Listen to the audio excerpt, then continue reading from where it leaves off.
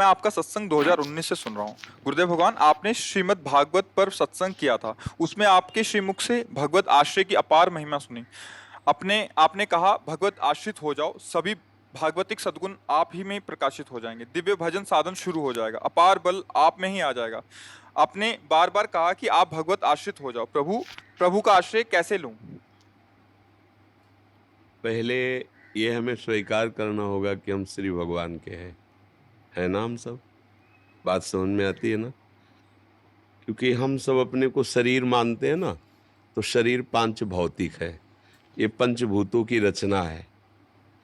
अब जब मन की तरफ बढ़ते हैं तो सूक्ष्म शरीर है, अंतःकरण, ये भी प्रकृति जनित ही है। दम पे हवा में जब स्वभाव की तरफ कारण शरीर, वो भी प्रकृति का परिणाम ही है। तीनों गुणों के परिणाम से स्वभाव की रचना होती है।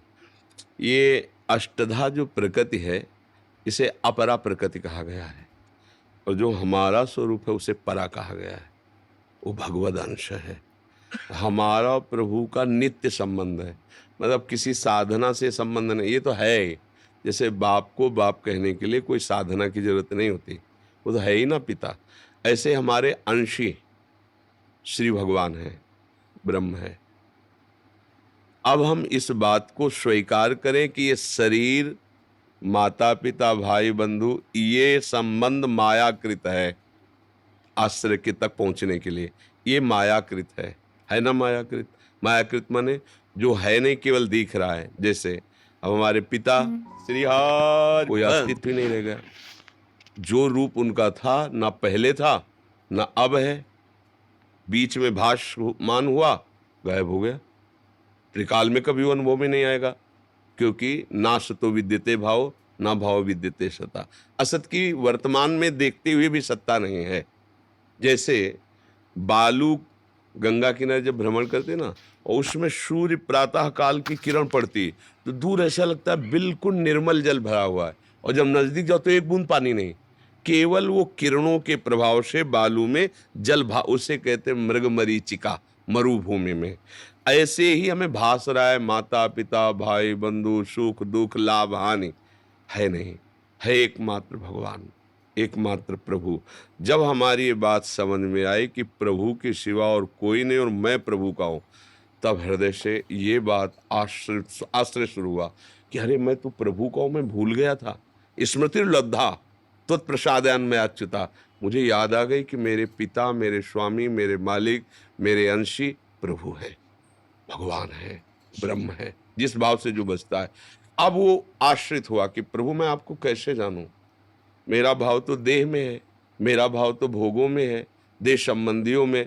अब इससे हटना मेरे को बहुत कठिन लग रहा है, क्योंकि मैं जन्म जन्मांतर से इसी में रत हूं। तो फिर भगवान गुरु की प्राप्ति कराते हैं, भगवान ही गुरु रूप है। फिर वो साधन देते हैं कि आप ये ग्रंथ पढ़ो, ये नाम जप करो, ये सेवा करो, ये ध्यान करो, ये चिंतन करो। उससे हम प्रभु का जब ध्यान चिंतन की, अंतःकरण पवित्र हुआ, तभी अनुभव में आ गया कि मैं भगवद आश्रित हूं। अब तो रोम रोम आनंद से प्रफुल्लित होने लगता है, और जितनी दैवी संपदा है वो सब उसके हृदय में आ जाती है। ये आसुरी संपदा जब तक अहंकार रहता है तब तक बनी। आसुरी माने राक्षसी, ये सब राक्षसी संपदा का ही प्रभाव है। मदिरा पीना, मांस खाना, बेविचार करना, हिंसा करना, द्वेष रखना, क्रोध कर, ये सब आसुरी भाव है। ये तब तक रहता है जब तक अहंकार रहता है, और जब तक अहंकार रहता है तब तक भगवद आश्रय होता नहीं, क्योंकि अहंकार के आश्रित या तो भगवद आश्रित। तो अहंकार का नाश गुरु वचनों से प्राप्त हुई उपासना को जब बहुत काल किया जाता है तो वह अहंकार समर्पित हो जाता है। जैसे ज्ञानी जनों का अहंकार विशुद्ध ब्रह्म रूप में, शिवोहम अहम ब्रह्मास्मि, इसमें से, और भक्त का दासोहम, मैं प्रभु का दास हूँ, प्रभु हमारे। तो नाम जप, ग्रंथों का अवलोकन, स्वाध्याय और संत समागम, और किसी की भी भगवत भाव से सेवा, ये भगवत आश्रय पुष्ट कर देती है। समझ रहे हो ना? और हम प्रभु के हैं, पहली ये बात स्वीकार हो। जब प्रभु के सिवा हमारा कोई नहीं, ये सिद्ध कर दोगे तो आपके हृदय में देवी संपदा आ जाएगी। प्रभु के हम हैं, ये तो आज मान लिया, लेकिन इसका अनुभव तब होगा जब दूसरों न कोई। जैसे मेरे तो गिरधर गोपाल, ये बात तो सब कोई बोल लेगा, लेकिन दूसरों न कोई इसे सिद्ध करके दिखाओ, दूसरों न कोई। गिरधर गोपाल के सिवा मेरा कोई नहीं। ये तुम्हारी परीक्षा होगी, जब तुम इसमें पास हो जाओगे तब तुम्हारे अंदर सारे भागवतिक सद्गुण आ जाएंगे। समझ रहे हो ना? दूसरों न कोई, शरीर भी नहीं, मेरा मन भी नहीं, व्यवहार नहीं, ये तो बहुत दूरी की बात। प्रभु के सिवा मेरा कोई नहीं। जैसे प्रहलाद जी ने सिद्ध करके दिखा दिया, ध्रुव जी ने सिद्ध करके दिखा दिया, और जितने भी संत भगवान इस मार्ग में चलते हैं सिद्ध करके दिखा देते हैं। लोग उनको गालियां देते हैं, पीड़ा पहुंचाते हैं, भूख प्यास सर्दी गर्मी काम क्रोध लोभ सब वो सहते हैं, बस दूसरों न कोई। ये सिद्ध करके दिखा दिया, वो भगवान के स्वरूप हो गए। नहीं कहा जाता वो संत तो क्या, वो तो साक्षात भगवान है, ऐसा बोला जाता है ना, क्योंकि वास्तविक वो भगवान ही है। लीला पुरुषोत्तम अपने स्वरूप को छुपा करके खेल रहे थे, अब अपने स्वरूप में आ गए, भगवान का स्वरूप हो गया। सब जगह एक ही भगवान है, आश्रित को ऐसा ज्ञान हो जाता है। नहीं तो इसलिए नाम जप करो, खूब नाम जप करो, सत्संग सुनो, अच्छे आचरण करो, और बार बार भगवान से प्रार्थना करते रहो कि मेरी सामर्थ्य नहीं कि मैं इस माया पर विजय प्राप्त कर लूं, हे नाथ आप ही। तो ये आश्रय दृढ़ हो रहा है। ये जिस समय सिद्ध हो जाएगा उस समय फिर आपकी दिव्यता जागृत हो जाएगी, कोई परास्त नहीं कर सकता। पर इसके लिए आगे बढ़ो, बच्चा हो, ऐसा भाव आया, ये तो बड़ी कृपा है आपके अंदर, ठाकुर जी की बहुत कृपा है। जो आप इस विषय अध्यात्म विषय एक प्रश्न कर रहे हैं, इससे कथन और श्रवण करने वाले दोनों पावन हो जाते हैं। भगवत संबंधी प्रश्नकर्ता और भगवत संबंधी उत्तर देने वाला दोनों भगवान के लाडिले होते हैं। जो परस्पर बोधयंता, केवल भगवान की ही चर्चा होती है। महाराज जी, जैसे द्रौपदी और गजेंद्र ने भगवान गोविंद का आश्रय लिया था, क्या वो आश्रय हम इस समय ले सकते हैं? हाँ, उससे भी जोर का आश्रय, इसी समय? उससे जोर का आश्रय, पर इतनी बड़ी तुम्हारी बुद्धि में सामर्थ्य नहीं कि तुम काट सको, इसलिए समय लगता है। इतने बड़े महान भागवतों ने भी ये देखो चूक कर दी। पहले पतियों का आश्रय, फिर सभा का आश्रय, फिर भुजाओं का आश्रय, फिर दांत का आश्रय। तब उनको जब पता चला कि अब तो कोई नहीं, तब भगवद आश्रय हो गया। समझ पा रहे ना? गजेंद्र खूब बल लगाया, हाथी हाथिनियां एक दूसरे के सहयोग हजारों वर्ष तक लड़ता रहा।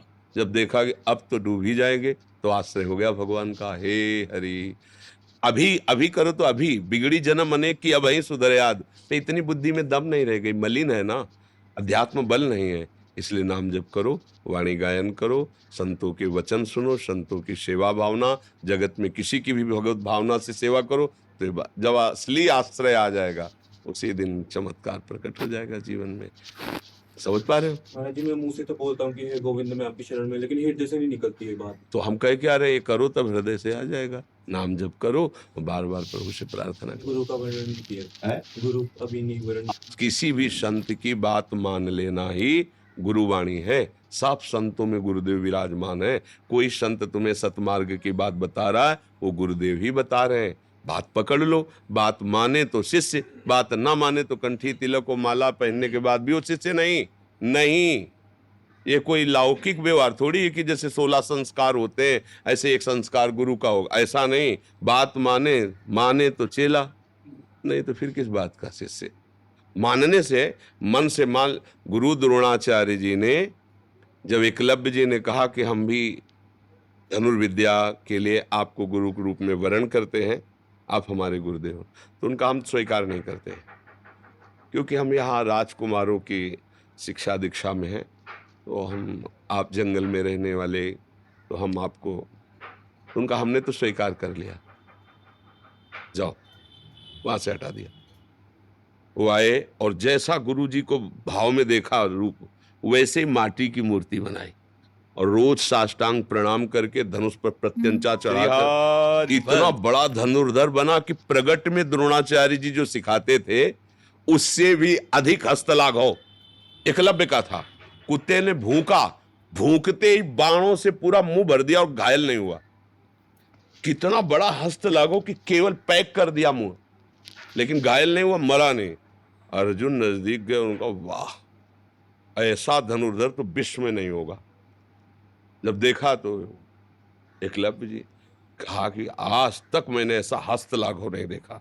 इतनी तीव्रता, इतने जोर से प्रहार और लक्ष्य को भेद देना, पूरा मुंह भर गया और उसको कष्ट नहीं। अब किसके शिष्य हो? तो उनका आचार्य प्रवर श्री द्रोणाचार्य जी, ऐसा कैसे हो सकता है? उन्होंने तो मुझे आशीर्वाद दिया, धनुर्विद्या में विश्व में एक, अद्वितीय अर्जुन। तुम कैसे, कब कब कहाँ? तो लेवा गए अपने आश्रम में, दिखाया मेरा उच्च चौकी पे द्रोणाचार्य जी की मिट्टी की छवि बनाए हुए। द्रोणाचार्य जी ने फिर अपनी बात सत्य करने के लिए अंगूठा मांग लिया। ये गुरु निष्ठा गुरु से नहीं, अपने से होती है। हमने मान लिया आपकी बात, आप मानो या मुझे मत मानो अपना शिष्य, मैंने आपको मान, परम कल्याण हो जाएगा। अब हम कह रहे तुम हमारे चेलो, बात एक को नहीं मान रहे, तो तेरी बात क्या बनेगी? आपके मानने से है नहीं?